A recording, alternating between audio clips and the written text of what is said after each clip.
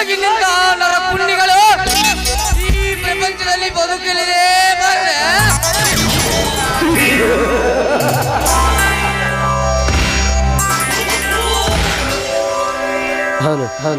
ನಾನು ಯಾರಿಗೂ ಸಾಲ ಮಳೆಯಲ್ಲ, ಯಾರ ಮುಂದೆ ಕೈ ಚಾಚವನು ಅಲ್ಲ. ಆದರೆ ದುಡ್ಡಿನ ದರ್ಪದಿಂದ ಬಡವರ ಮೇಲೆ ದರ್ಪ ತೋರಿಸುವ ಶ್ರೀಮಂತರಿಗೆ ಸೋಲಾಗಿ ಅವರು ಅನ್ಯಾಯದಿಂದ ಕಟ್ಟಿರುವ ಶ್ರೀಮಂತಿಗೆ ಶಿಖರವನ್ನು ಸುಟ್ಟು ಹಾಕಿ ಅವರಿಂದ ಕಣ್ಣೀರು ಹಾಕುವ ಬಡ ರೈತರ ಕಣ್ಣೀರು ಒರೆಸುವುದೇ ಈ ನರಸಿಂಹನ ಗುರಿ.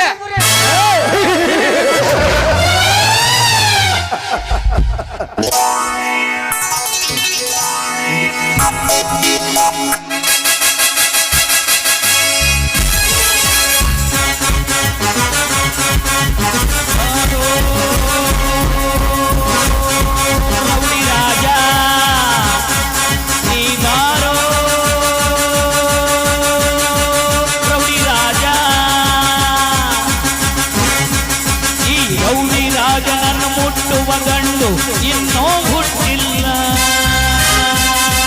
ಹುಟ್ಟುವುದೇ ಏನಿಲ್ಲ. ಈ ರೌಡಿ ರಾಜನನ್ನು ಮುಟ್ಟಿದರೆ ಏಕಾರ್ದೋತು ಕೂಡ, ಏಕಾರ್ದೋತು ಕೂಡ.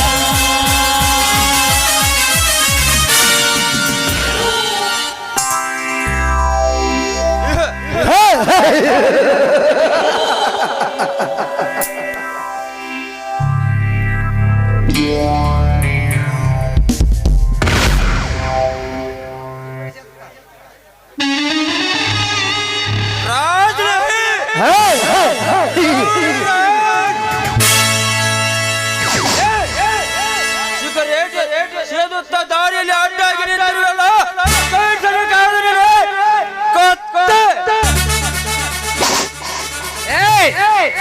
ನಿನ್ನನ್ನು ನೋಡಿದ ತಕ್ಷಣ ಸೈಡ್ ಸರಿ ನಿಲ್ಲೋದಕ್ಕೆ ನೀನೇನು ಶ್ರೀಮಂತ ಸೊಕ್ಕನ್ನು ಮುರಿದು ಅವರು ಅನ್ಯಾಯದಿಂದ ಕದ್ದು ತಂದು ಬಡವರಿಗೆ ದಾನ ಧರ್ಮ ಮಾಡಿ ಮನೆ ಮೆಣಗು ಮಗನಿಸಿಕೊಂಡ ಸಿಂಧೂರ ಲಕ್ಷ್ಮಣ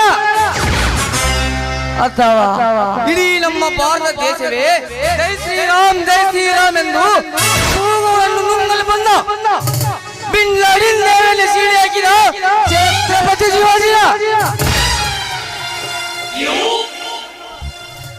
ಅಥವಾ ಇಡೀ ನಮ್ಮ ಭಾರತ ದೇಶದ ಸಂವಿಧಾನವನ್ನು ಬರೆದು ಸಂವಿಧಾನ ಶಿಲ್ಪಿ ಎನಿಸಿಕೊಂಡಿರುವ ಡಾಕ್ಟರ್ BR ಅಂಬೇಡ್ಕರ್.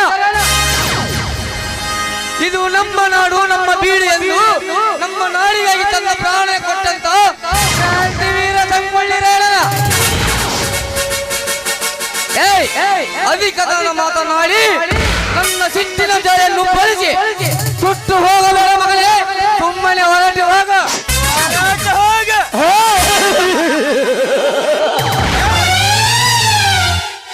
ಹೊರಟು ಹೋಗಕ್ಕೆ ನಾನೇನು ಕೈಲಾಗದ ಹೇಳಲ್ಲ.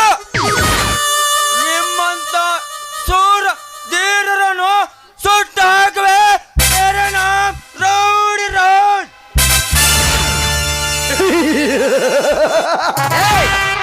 ರೌಡಿ ಎಂದು ರೌಡಿಯರು ದಾತ ತೋರಿಸಬೇಡ ಈ ಉಗ್ರ ನರಸಿಂಹನ ಮುಂದೆ.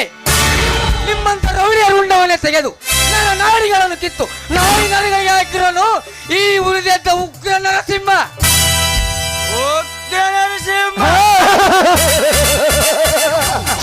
ನರಸಿಂಹ, ನೀನು ನಿಮ್ಮಪ್ಪನ ಮಗನಾದರೆ ಈ ರೌಡಿ ಜನ ಒಂದು ಕೂದಲವನ್ನು ಅಲ್ಲಾಡಿಸು, ಆವಾಗ ಗೊತ್ತಾಗುತ್ತದೆ ನಿನ್ನ ತಾಕತ್ತು.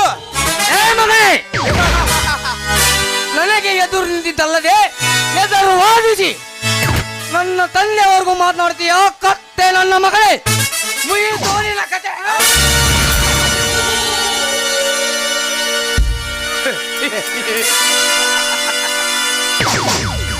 ರಾಜ್ಯ ಆಗ್ಬೇಕಂದ್ರೆ ರಾಜನ್ಗೆಲ್ಲ ತಾಕತ್ತಿರ್ಬೇಕ. ಯುದ್ಧ ಮಾಡಕ ನಿಂತ್ಮೇಲೆ ಸೈನಿಕರು ಲೆಕ್ಕಲೆ ಹಾಕಬೇಡ.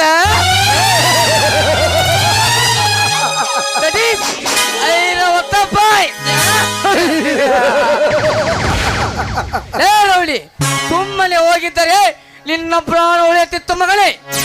ಅಧಿಕ ತಂದ ಮಾತನಾಡಿ ನನ್ನ ಸಿಟ್ಟಿನ ಜಾಲಿಯನ್ನು ಬಲಿಸಿ ಸತ್ತು ಹೋದೆಯಾ ಅನಾಥನಾಗಿ ಬರಬೇಕಾರಿ ನನ್ನ ಮಗನೇ.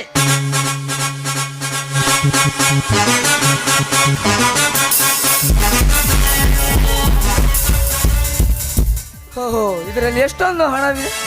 ಈ ಹಣವನ್ನು ಬಡವರಿಗೆ ದಾನ ಮಾಡಿದ್ರೆ ಆಯ್ತು.